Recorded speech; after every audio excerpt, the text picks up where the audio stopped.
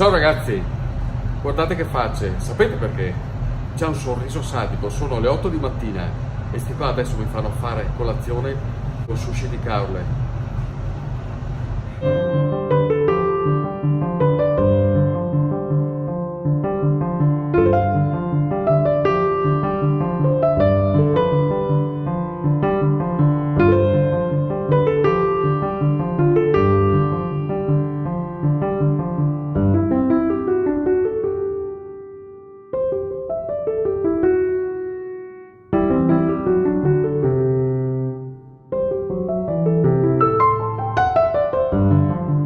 Allora, Stefano, È poco bello da vedere, guardate che robetta. Ma cosa ci hai messo, Davide? allora, questa è un'emulsione a crudo, ok? Una maionese fatta con i coralli di fasolari.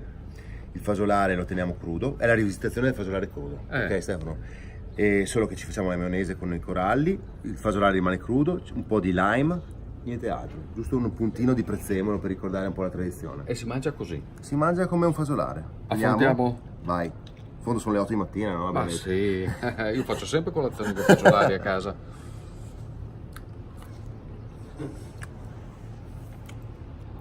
Un equilibrio perfetto.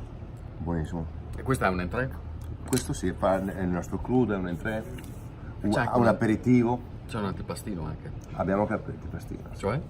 Abbiamo un mini tacos fatto con farina bruciata e con le anguelle fritte, un'insalatina di cappuccio con la maionese di mandorle.